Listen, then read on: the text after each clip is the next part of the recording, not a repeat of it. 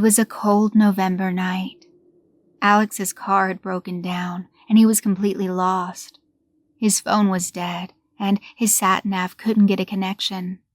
The only road map he had was from 1982, but after a lot of squinting at the creased paper, he could make out a red phone, the symbol for an emergency phone box. It was the best chance he had. Alex grabbed a torch from his glove box and headed into the night. Eventually, he reached the box. To his dismay, it was strung up with yellow tape. The words, "Do not use," were printed up and down the tape. Alex cursed under his breath and reached into his pocket for a road map. But it wasn't there. He must have dropped it. As if the situation couldn't get any worse, Alex's torch flickered and shut off. More aimless wandering was his only chance to find someone who could help him. Without the comforting yellow light of his torch, the maze of muddy sea roads and endless fields became unsettling and ominous. Every rustle of barley felt like some beast hunting him, and the distant baying of unknown farm animals carried on the wind and sent shivers down his spine. After at least 20 minutes of tense walking, Alex felt the rusty metal of a road sign in front of him. Of course, without his torch, he had no chance of reading it. Angry and tired, Alex ran in the opposite direction, but slipped in a muddy puddle and fell forwards. His torch hit the ground with a crack and flickered back to life. Hands stinging from the fall, he quickly picked up his only light source and turned to read the sign. The words filled him with horror. "You are in private property. Trespassers will be shot on sight." With his heart in his mouth, Alex felt a great sense of terror looming over him. The imminent threat was no longer just a subject of his primal fears. Now it was real, and taking the form of an angry landowner with a shotgun. No matter who it was, he knew they wouldn't take kindly to an intruder on their land. He would have to be quiet if he wanted to get out of here alive.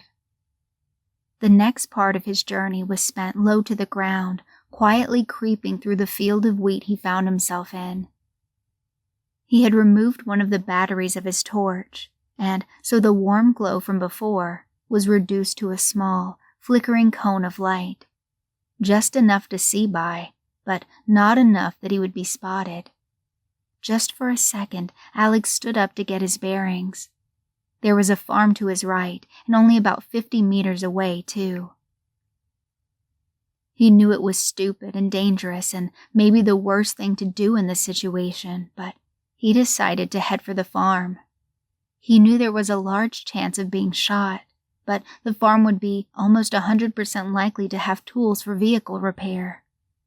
There were 3 visible shapes in the darkness: a farmhouse, a large barn, and a long, tunnel-shaped building, possibly a shed. As Alex came closer to the farm, he heard strange sounds, seemingly coming from the sky.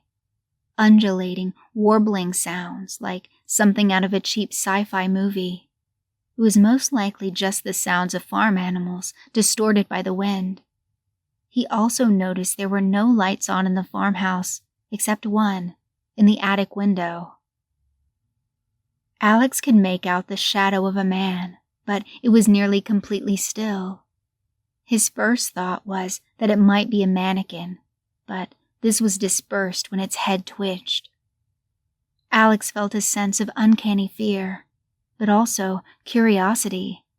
Why would anyone be standing stiff in their attic at 1 o'clock in the morning? Eventually, the field of wheat stopped, and fertile soil gave way to the cracked concrete of a farmyard. There was a large object obscured by tarp to Alex's right, and a gravel driveway to his left. The farmhouse was also to his left, surrounded by a small, unkempt hedge, presumably acting as the perimeter to a garden. While the strange man in the attic unsettled Alex, it was also his only chance to get home, and stealing tools would land him in even more trouble than he was already in. With as much courage as he could muster, he walked over to the farmhouse and rang the doorbell. The light from upstairs suddenly switched off. Alex fumbled with his torch as loud footsteps thudded through the house, like someone running. No, stampeding, through the rooms. This was coupled with the sound of crashing, like furniture was being thrown about. Whoever lived here sounded a bit too eager to answer the door. Adrenaline surging through his veins, Alex ran away from the door and to the other side of the house, pressing his body up against the wall. Just as he began to calm down, he heard the front door slam open. In that moment, it felt like everything went silent. The only sounds were heavy footsteps on gravel and strange, whistling breaths. Both of these sounds suddenly grew quieter as the source of the sounds grew more distant, until they were completely inaudible. Alex took a giant breath and wiped the sweat from his brow. Something just wasn't right about that man, but it seemed like he had gone towards the farmyard. This gave Alex a chance to sneak inside the farmhouse and maybe find something that could help him get home. The farmhouse door had been left open. Alex quickly looked to his right to make sure he wasn't being observed. The man from before was just barely visible, standing in the farmyard with his back to the house. He wore basic farmer attire, a check shirt, and waterproof work trousers, but there was something indescribably off about him. His fingers were too long. His back was too hunched. He was standing in some kind of predatory stance, like a bear poised to attack. Alex quickly ducked inside the house before he was seen. Inside, it was unbearably hot and humid. Moisture pooled on the floor, and the stink of rotting food filled the entire house. The carpet was old and dank, and the wallpaper was peeling. Some walls had holes in them. Others were plastered with a strange, papery material, like a wasp's nest. The first room was too grossly infested to tell what it was meant to be, but the next one was clearly a kitchen. The fridge was open, and the lights inside were flickering. The contents were even more horrific than the smell. Every shelf on the fridge was overflowing with rancid meat, oozing orange liquid onto the floor. Alex tried not to gag and moved on to the next room, possibly a dining room. The carpet was wet with some unknown fluid, and the walls were plastered with decaying wallpaper and more of that strange paper substance. There was a small TV in the corner. The screen was cracked, revealing smoking, crackling wires, but the speakers were still intact and blasting white noise. In the opposite corner, there was another door, but it was blocked by a pile of trash. Among the detritus, Alex spotted a lighter, which, to his relief, was functioning. He pocketed the object just as he heard footsteps coming from the kitchen. The farmer was back. Alex frantically looked for a hiding spot as the farmer came into the dining room. His appearance made Alex's skin crawl. His face skin was baggy and stretched, like it didn't quite fit. His eyes appeared sunken, and he was hunched over with his arms limp by his side, like a zombie. In the moment he saw Alex, it let out a loud bellow like a cow. Just before it began to advance towards him, Alex, in a moment of fight or flight, threw his lighter at the man. It hit the wall behind and bounced off, landing on the already damaged TV. The resulting explosion sent burning scrap in all directions, and one of these pieces landed on the farmer, who let out a scream and began crawling up the wall like some kind of nightmare insect. Somehow, he made it onto the ceiling and continued spasmodically crawling, still screaming and still alight. Alex was terrified for his life, back up against the wall, as the farmer ran in circles on the ceiling and eventually fell back down to the floor with a crash, waving his legs in the air like a beetle and still screaming as its skin burned. Alex sprinted back through the kitchen and straight out of the front door, slamming it behind him and throwing a bin in front of it in a panicked effort to barricade the door. After this, he ran back towards the farmyard and into the tunnel shed, where he vomited. It may have been out of stress, or it may have been the old house's smell of rotten flesh, but whatever the cause, Alex felt slightly better afterwards, and, while in this state of mind, decided to search the shed for a weapon. He found a shotgun in a pool of blood and bone chunks, along with a couple of shells. He also found a can of petrol and wished he had his lighter. Then he would have a chance to burn this entire place to the ground. But, looking back at the farmhouse, he might have had his work cut out for him, since it was almost completely engulfed in flame. Hopefully, the nightmarish farmer was dead, and anything else lurking inside its walls. The undulating noise from before sounded louder and more distressed, but Alex still had no clue what was making it. There was one more place left for him to explore: the barn. He loaded a shell into his shotgun and headed straight for it. Inside, it was like some kind of a maze. Walls had been constructed haphazardly out of junk and the paper substance, and the undulating sound was getting louder, seemingly emanating from the center of the barn. While trying to reach whatever was in the center, Alex stumbled upon a large gash in a piece of corrugated iron. He shone his torch inside, which revealed, to his horror, a human body wrapped in the paper substance like some kind of giant spider's web. On the wall behind him were two drawings. One was of a barn with lots of small triangular shapes above, and the second was of a human face, but crossed out. There was writing under both drawings. Under the first, "They came from the sky." Under the second, "They stole my face." Everything was becoming clearer, but Alex still wasn't quite sure of anything. As he crawled back out of the alcove, he looked up and saw a new horror. A gaunt woman was perched in the top corner of the barn like a spider. She wasn't moving, just crouched there, watching him. She had the same strange features as the farmer, long fingers and skin that didn't quite fit. How long had she been observing him? Alex raised his shotgun. Just as he was about to fire, he started crawling down the barn wall with the same uncanny speed as the farmer. Clearly, they were the same breed, but Alex didn't care about what they were. He just wanted to stay alive. His first shot missed, but his second one hit her right in the face.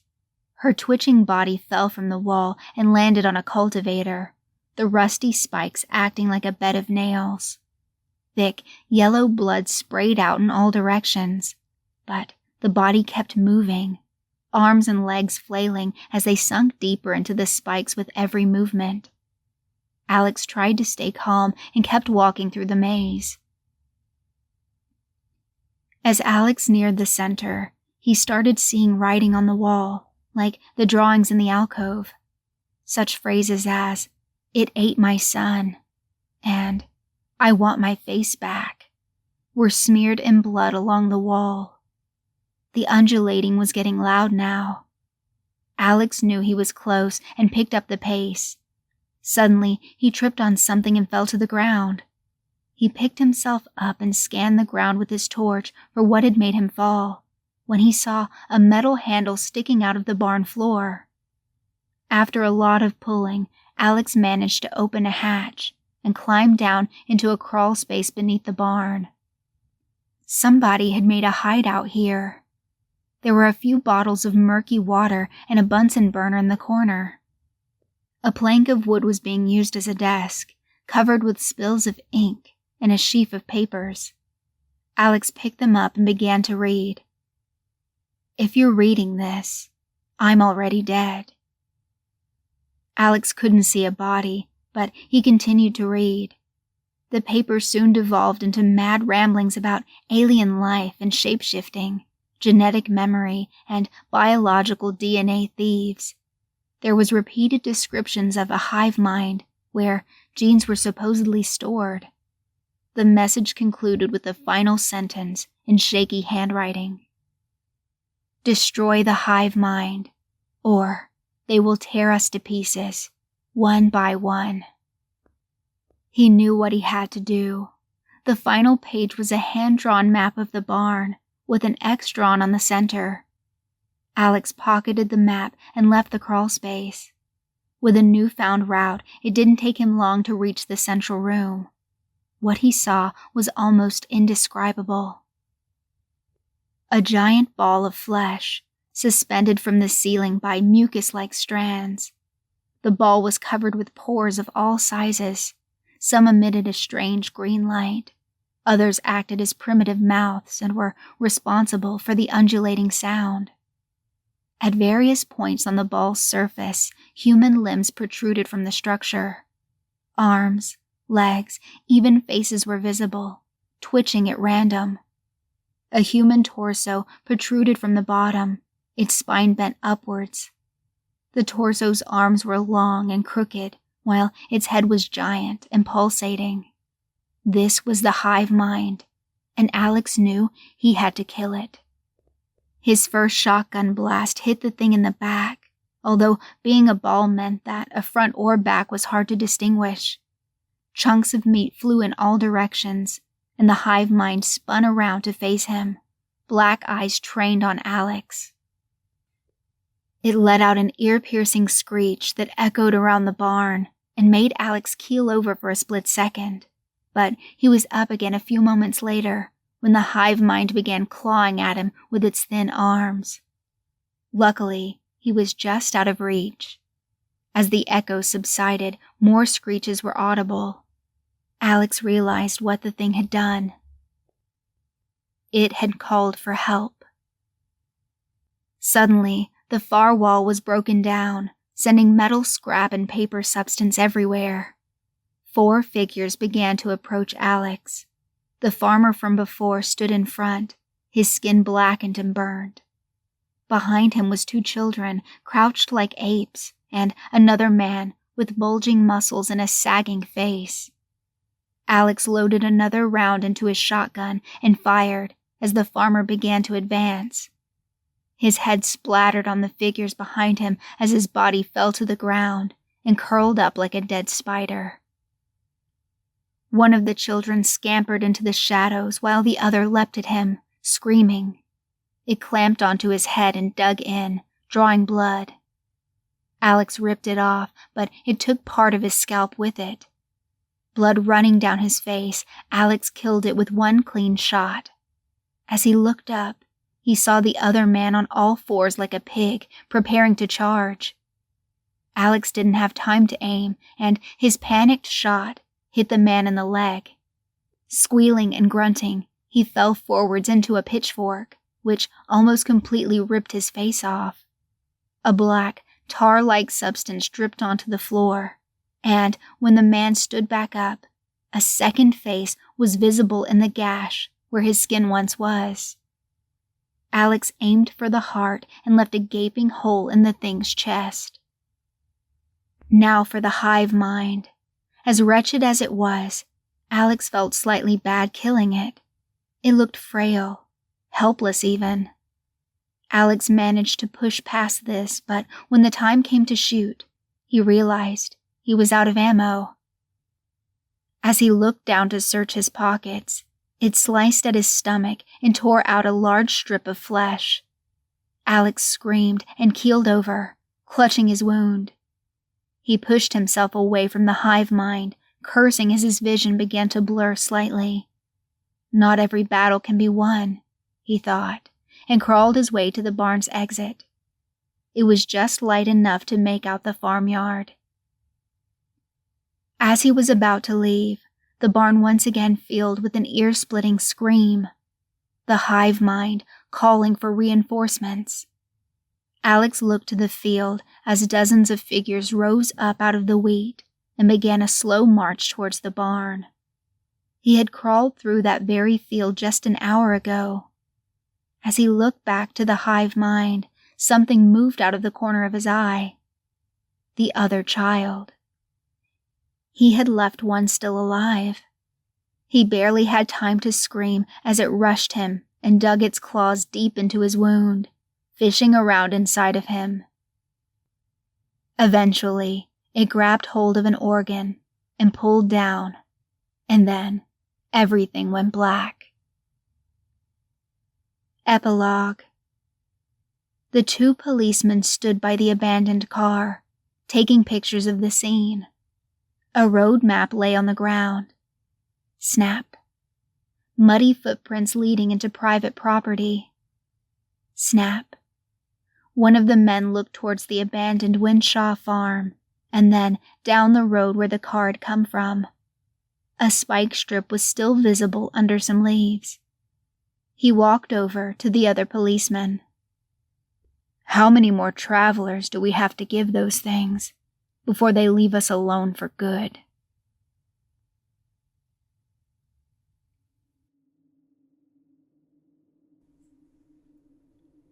I just want to give a quick shout out to my patrons, Miriam, Dan, Jeremy, and Shoji. Thanks so much for your support. I really appreciate it.